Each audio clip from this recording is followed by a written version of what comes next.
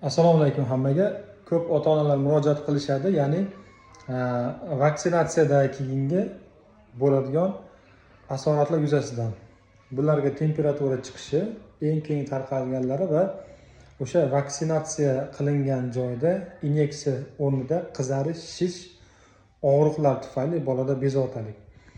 Birinchi holatda temperatura agarda 37,5 38 gradusdan ko'tarilmasa bu xavfli emas, 1-2 kun ichida o'tib ketadi. Agarda temperatura 39 gradus bola holsiz bo'lsa, darhol ibuprofen, parasetamol beramiz va shifokorga murojaat qilish kerak.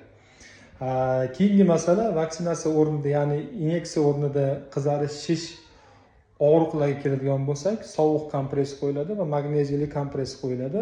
Bu ham 1-2-3 kunda o'rtacha o'tib ketadi. Shu holat sizlarda qanaqa holat, bolalaringizda qanaqa holat kuzatiladi? Izohlarda, kommentlarda fikringizni bildiring. Sog' bo'ling.